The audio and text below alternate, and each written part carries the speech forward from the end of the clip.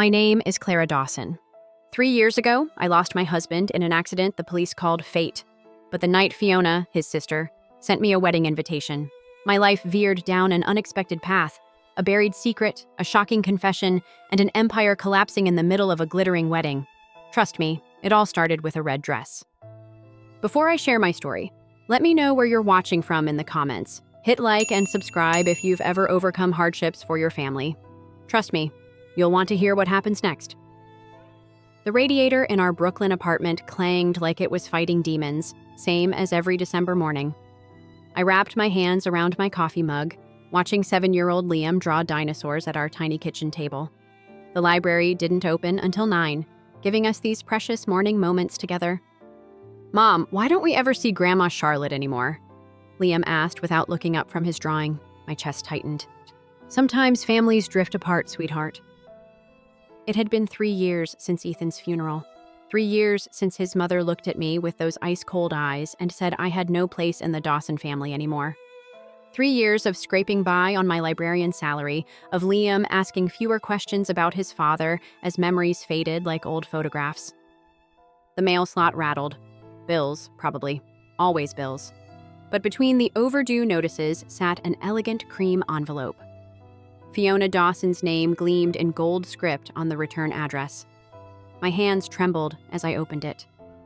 "You are cordially invited to celebrate the marriage of Fiona Dawson and Henry Whitmore, the Plaza Hotel, Manhattan." Everything about it screamed the wealth I'd once touched but never truly possessed. Fiona, Ethan's younger sister, the social media darling who'd helped cast me out. Why invite me now? "What's that, Mom?" Liam peered over my shoulder. "Your Aunt Fiona is getting married."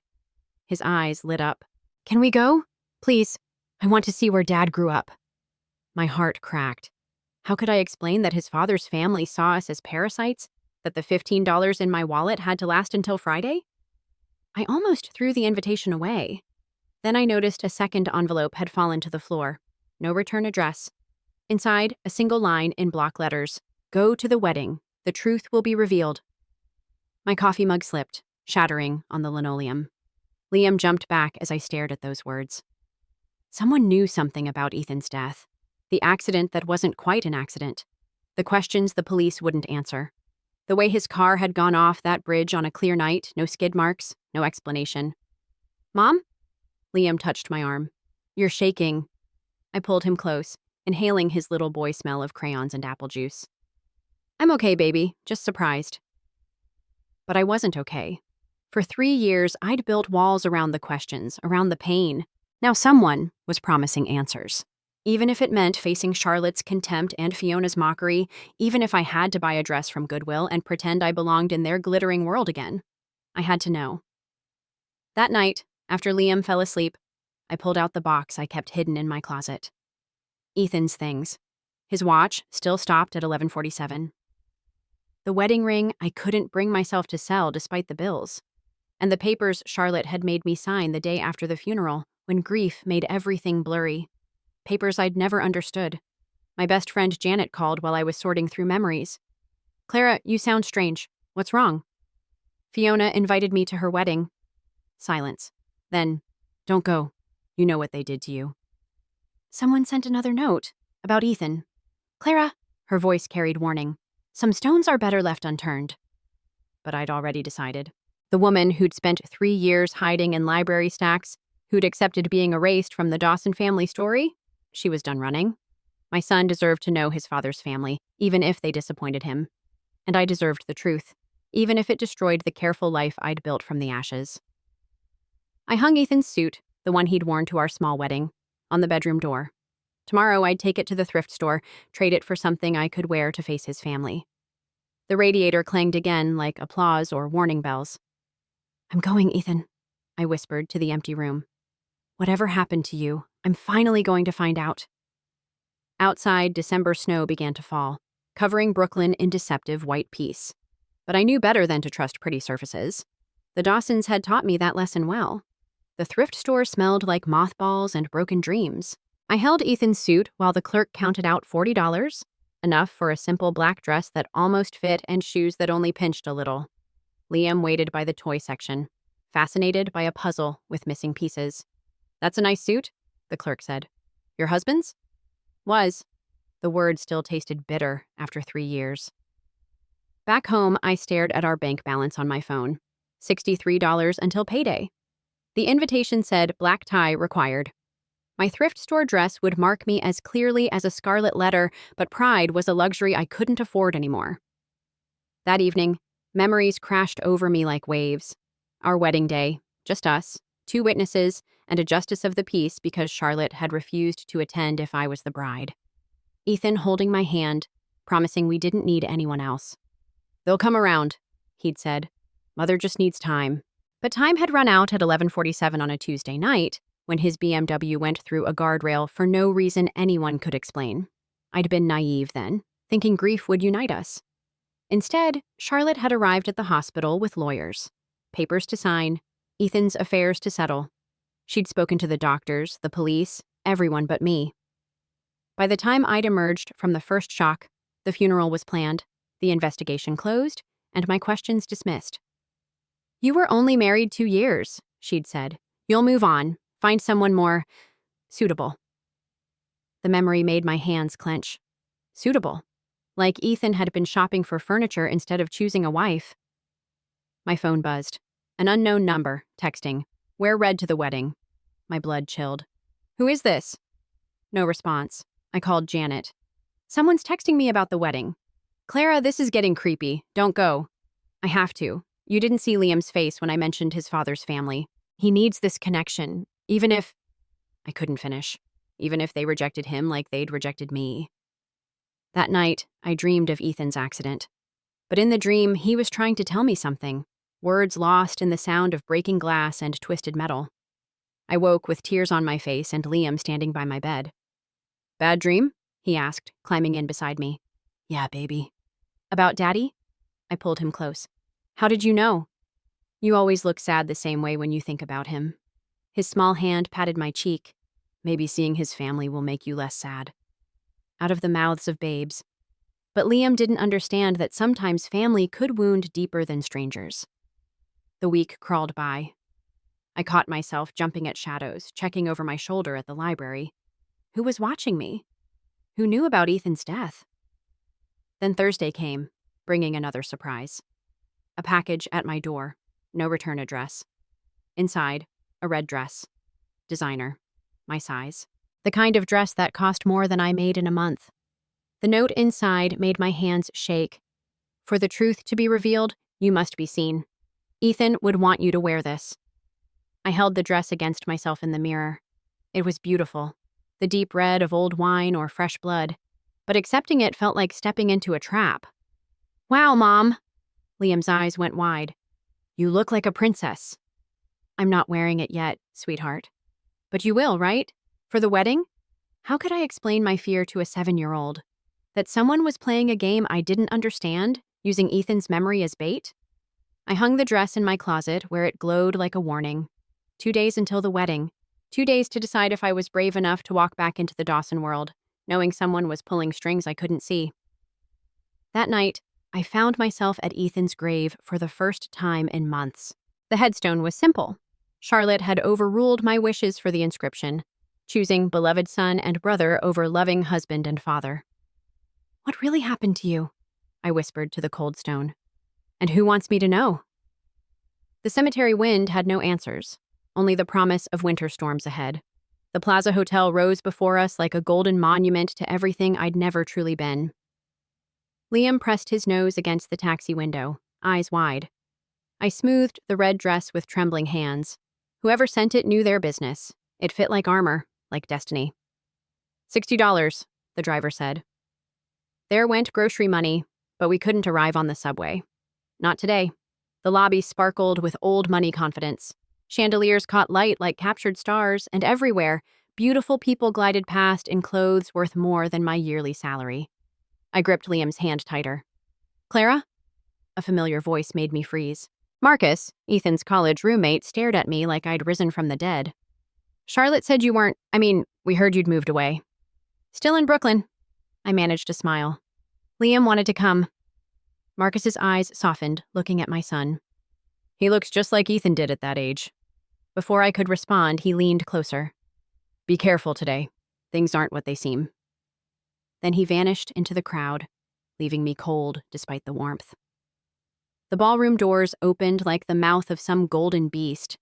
Inside, hundreds of guests mingled beneath more chandeliers, their laughter bright and sharp as breaking glass. We were shown to table 23, behind a massive pillar, nearly in the service corridor, of course. Mom, why are we sitting back here? Liam whispered. Better view of everything, I lied. But he was already distracted by the ice sculptures, the tower of champagne glasses, the string quartet playing softly. This was his father's world, the one I'd stolen him from, or so Charlotte believed. Then I saw her.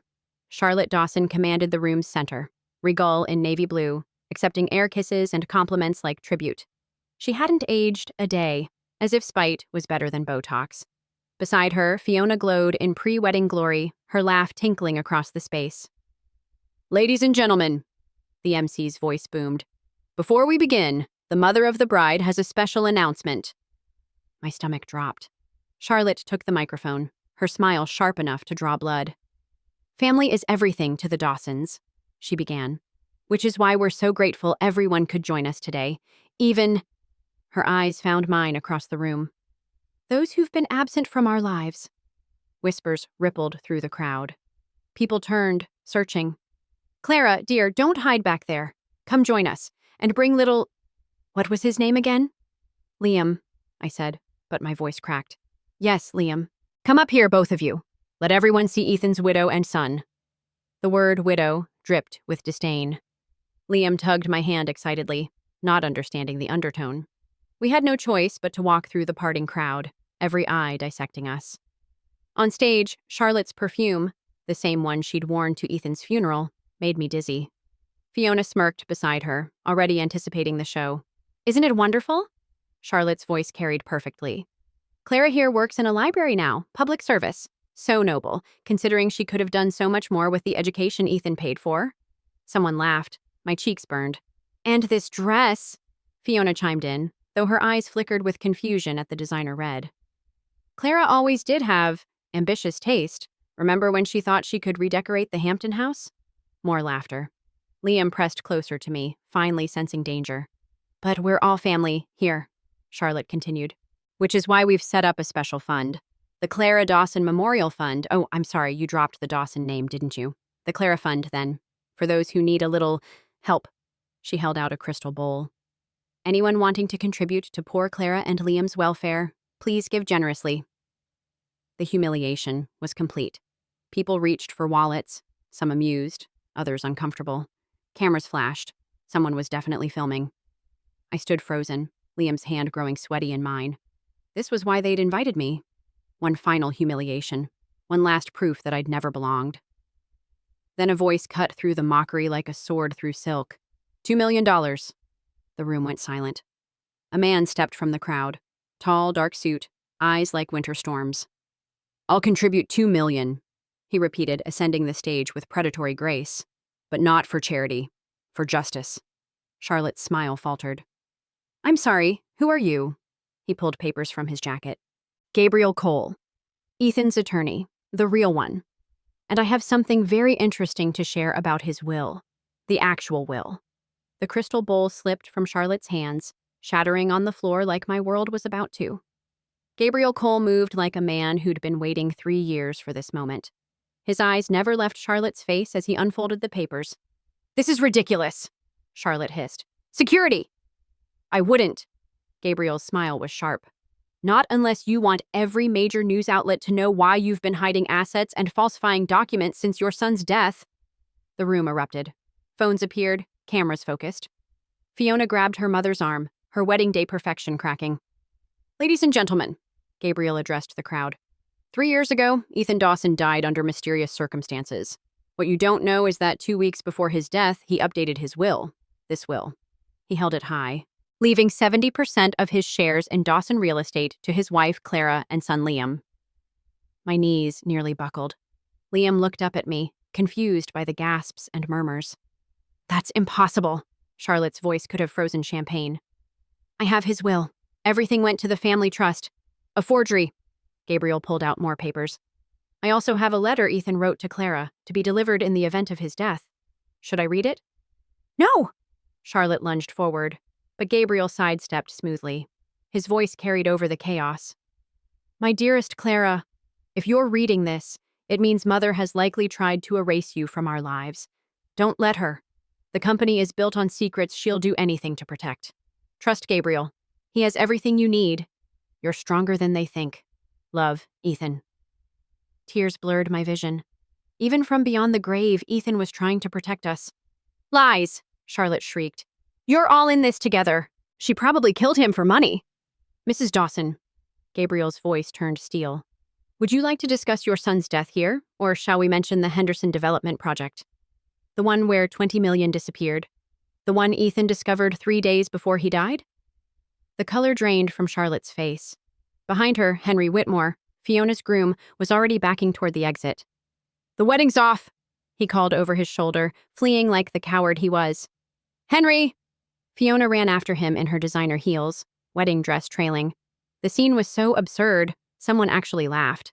But Gabriel wasn't done. As Ethan's legitimate heirs, Clara and Liam are entitled to immediate control of his shares. Mrs. Charlotte Dawson, you have 48 hours to transfer all assets and provide full financial accounting for the past 3 years. Mom? Liam tugged my hand. What's happening? I knelt beside him, ignoring the cameras, the chaos, the world shifting beneath our feet. Remember how I said families sometimes drift apart? Well, sometimes they find their way back together. In unexpected ways. Charlotte stepped close, her whisper venomous.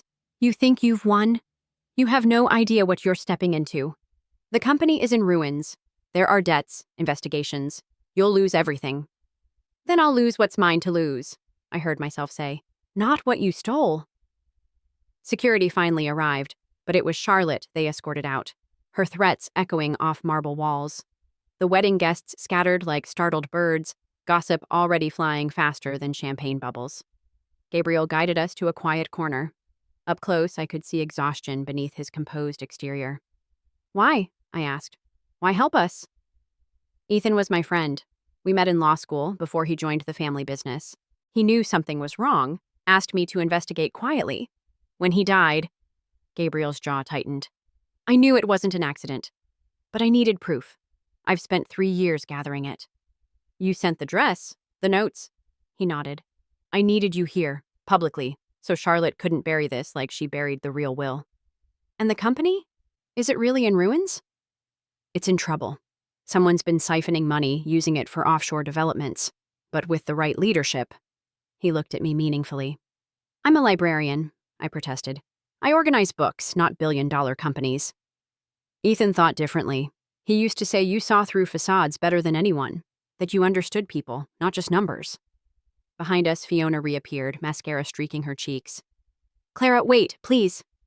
Every instinct screamed to walk away. But something in her voice, a crack in the perfect princess veneer, made me pause. I need to tell you something, she whispered, about the night Ethan died. About what really happened. Gabriel's hand tightened on my shoulder. The wedding from hell had become something else entirely. A door opening to truths I wasn't sure I was ready to hear. But I was done running from the past.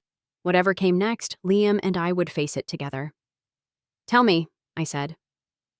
The media storm hit before we even left the plaza. Widow inherits billions in wedding showdown.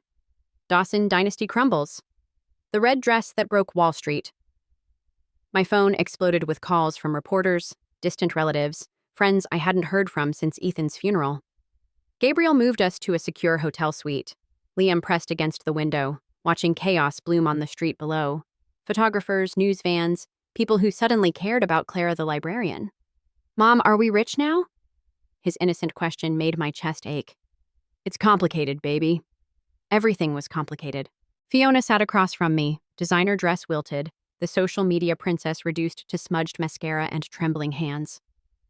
The night Ethan died, she began, voice barely a whisper. He came to the house. Argued with Mother about missing money. 20 million, like Gabriel said, but it was bigger than that. Gabriel leaned forward, recording everything on his phone. Henry, my ex-fiancé, he was involved, using our properties to wash money for offshore investors. Mother found out, but instead of stopping it, she wanted in. The profits were too good. My stomach churned. And Ethan discovered this? He had evidence, recordings, documents, said he was going to the FBI the next morning. Fiona's laugh was bitter. Mother went white. I'd never seen her scared before. So she had him killed? The words tasted like poison. I don't know. Fiona burst into tears. She made calls that night, spoke to people I'd never heard of. Then Ethan left, and 3 hours later, she shuddered. The police said brake failure, mechanical malfunction, but Ethan had just had the car serviced. Gabriel's expression was granite. Who did Charlotte call? I don't know. She made me leave the room. But Henry might. He was there too, trying to convince Ethan to stay quiet. Said everyone would go down if he talked. The suite door burst open. Marcus stumbled in, panicked. Clara, you need to run, now, they're coming. Who's coming? The people who really control things. Charlotte was just middle management. The real players... His words cut off as the lights died. Emergency lighting cast everything in hellish red. Liam whimpered, clutching my hand. Stay calm, Gabriel commanded, pulling out his phone. No signal. They're jamming communications. Footsteps in the hallway. Multiple sets moving with military precision. The service elevator, Marcus hissed. I've got a car. The door exploded inward. 3 men in dark suits entered, movements too smooth to be anything but professional. The leader smiled pleasantly, as if we were discussing tea. Mrs. Dawson, we represent certain interests that would prefer a smooth transition. You'll sign papers transferring your shares to a holding company. Everyone walks away happy. Like Ethan walked away? My voice surprised me with its steadiness. The smile flickered. Your husband was inflexible. We hope you'll be wiser. You have a son to think about. The threat hung between us like a blade. Liam pressed closer, and I felt something primitive rise in me. The mother bear Charlotte had always mocked.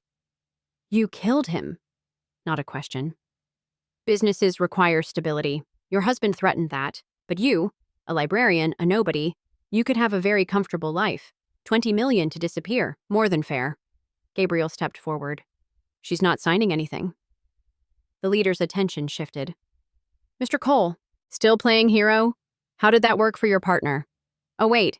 He's dead too, isn't he? Gabriel flinched, another piece clicking into place. How many people had died for Dawson money? I have copies of everything, Gabriel said. Dead man's switch. Anything happens to us, it all goes public. Encryption can be broken.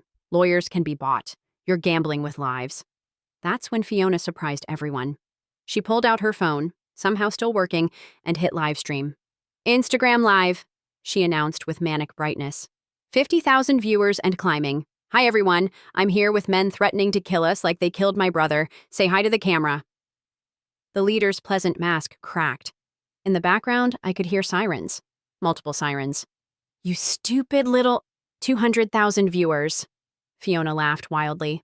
Mother always said social media would be my downfall. Guess it runs in the family. The men retreated, professionalism crumbling against the power of viral attention. The leader locked eyes with me one last time. This isn't over. The offer stands. 20 million to walk away. Or you can join your husband. Your choice. Then they were gone, melting away as police flooded the building. But their message remained, carved into my bones. I'd inherited more than money. I'd inherited a war. Liam looked up at me, too young for such fear in his eyes. Are we safe, Mom? I pulled him close, feeling the weight of Ethan's legacy crushing down. We will be, baby. I promise. But even as cops took statements and Gabriel made calls, I knew the truth. We'd stepped into deep water, and the sharks were circling. December turned brutal, snow falling like heaven trying to bury secrets. I'd moved us to a corporate safe house. Funny how quickly I'd adapted to having security, to checking mirrors for cars that followed too long. Liam thought it was an adventure. I knew it was a cage. The Dawson board meeting loomed in 3 days. Gabriel worked 18-hour days preparing me, teaching me to read balance sheets like battle plans. But something else consumed my thoughts. A USB drive he'd given me, encrypted with Ethan's password. I can't crack it, Gabriel admitted over takeout Chinese. Tried everything. I stared at the little device. What password would Ethan use? Our anniversary? Liam's birthday? Then it hit me. The inside joke from our first date. Try Library Girl 88, Gabriel typed. The drive opened. What we found stole my breath. Financial records, yes, but also recordings. Charlotte's voice, cold and clear. I don't care how you do it.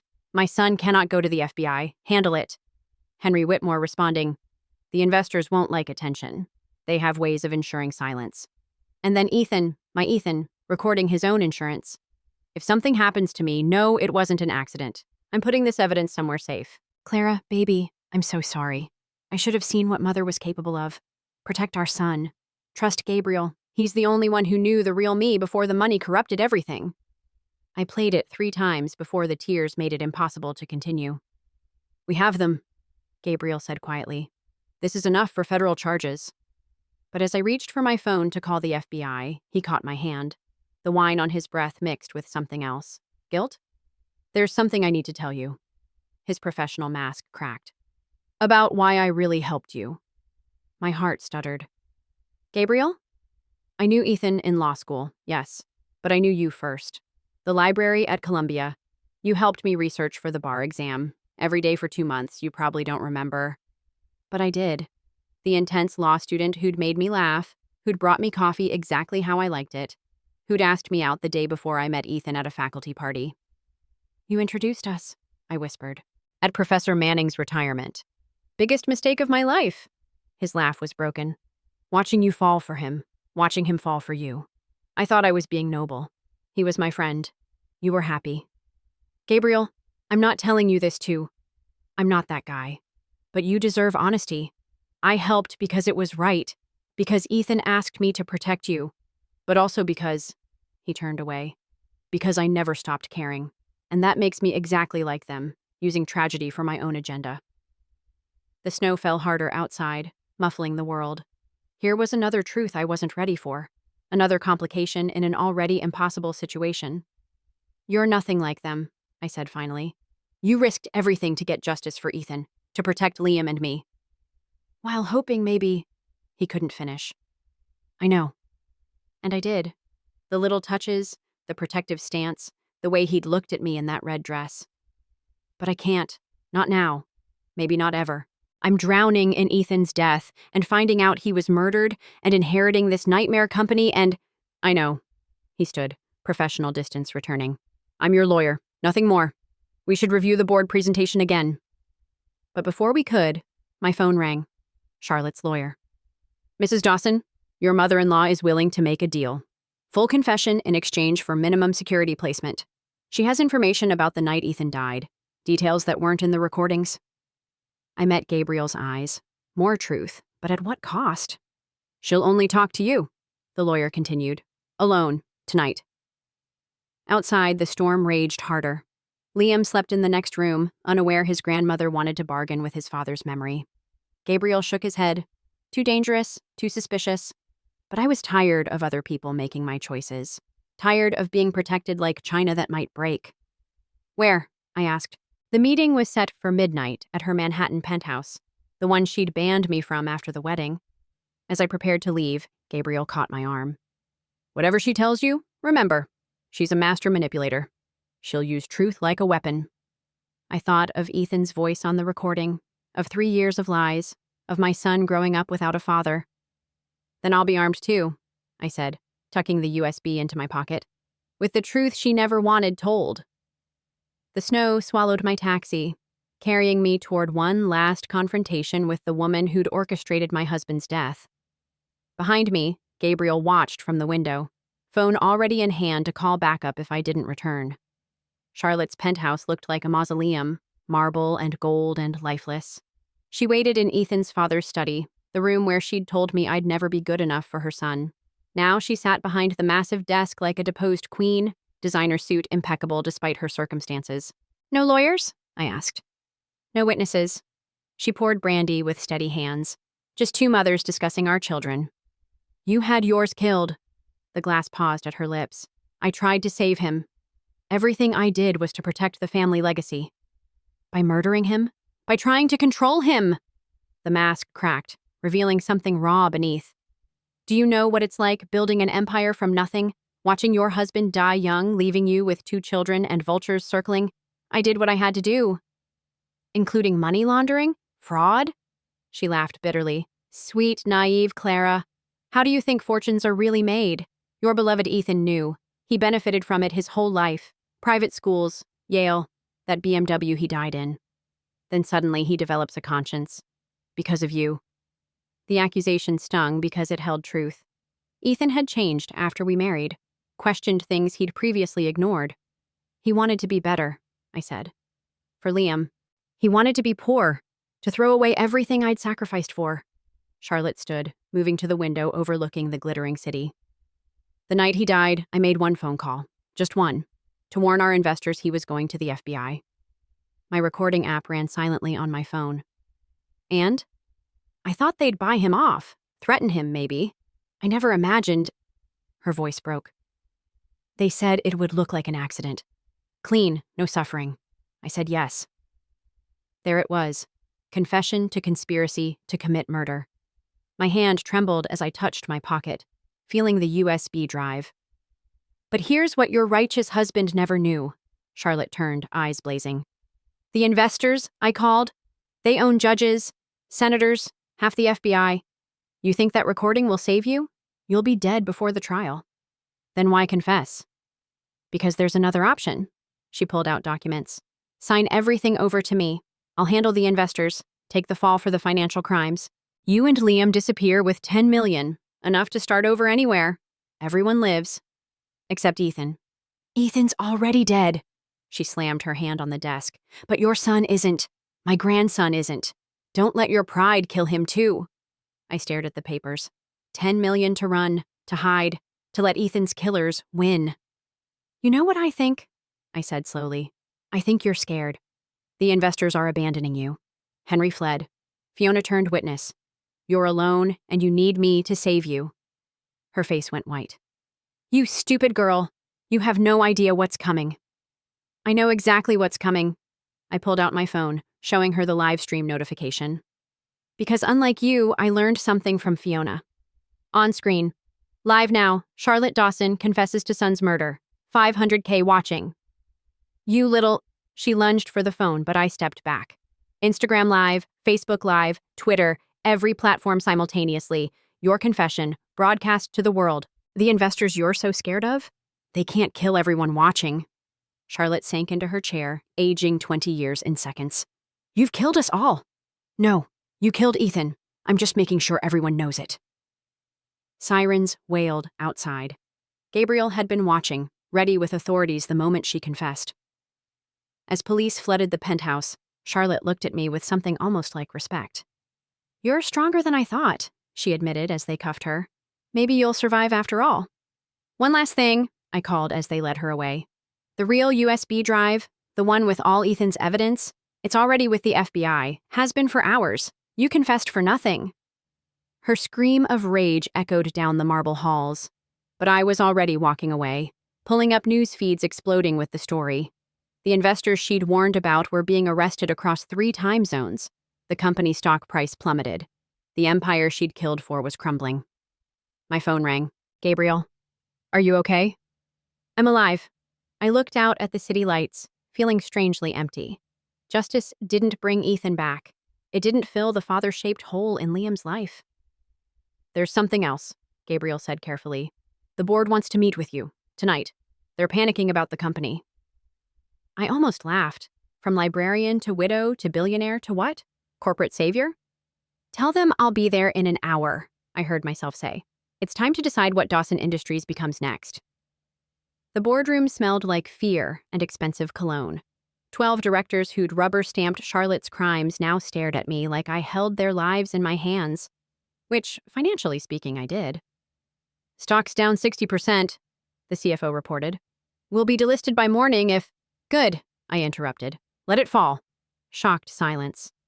Gabriel touched my arm in warning, but I was beyond caring about their comfort. Dawson Industries was built on blood money, I continued. My husband's blood. Others too, probably.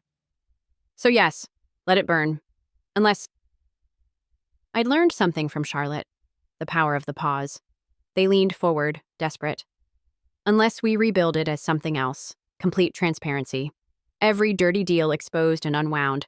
Every bribe repaid. We take the hit, lose 90% of our value, and start clean.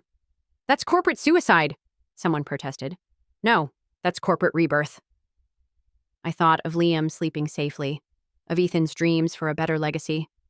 I'm liquidating my shares either way. Question is, do you want to be part of something new or go down with Charlotte's ship? The vote was unanimous. Even greed bows to survival. 6 months later, I signed papers converting my remaining stake, still worth millions, into a charitable trust. The Clara and Ethan Dawson Foundation would support families destroyed by corporate crime, provide legal aid, and fund libraries in underserved communities. You're insane, Fiona said, visiting my new office. She'd served 3 months house arrest, testimony traded for leniency. You could have been the richest woman in New York. I am rich. I gestured to the wall of photos, families we'd helped, kids reading in our libraries, Liam grinning at his science fair win. Just not in the way Charlotte measured it. Fiona had changed too. Gone was the Instagram princess, replaced by someone quieter, working as our foundation's social media director. Turns out she was brilliant at it when the cause was real. I'm sorry, she said suddenly. For the wedding, for everything. I was so lost in that world I forgot people mattered more than appearances.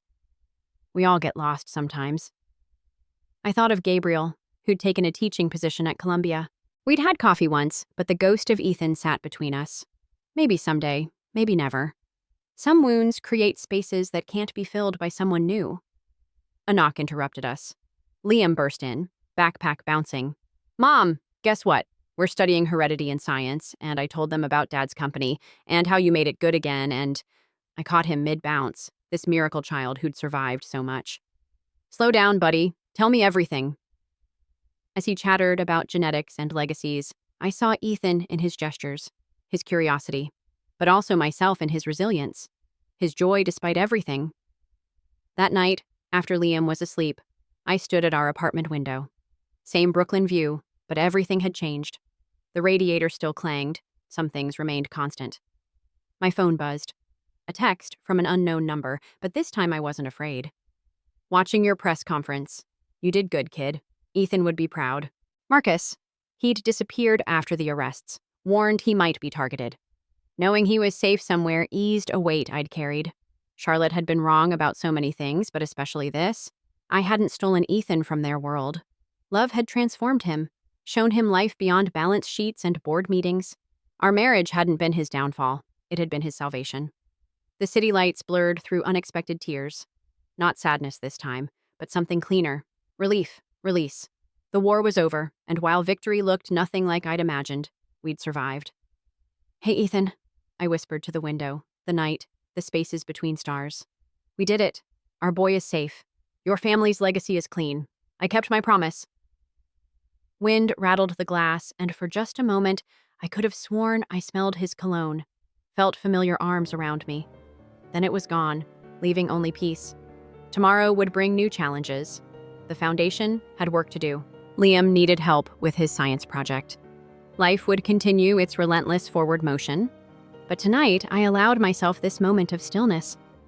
The widow who'd walked into that wedding in a borrowed dress had discovered her own strength, saved her son, and honored her husband's memory by choosing justice over comfort.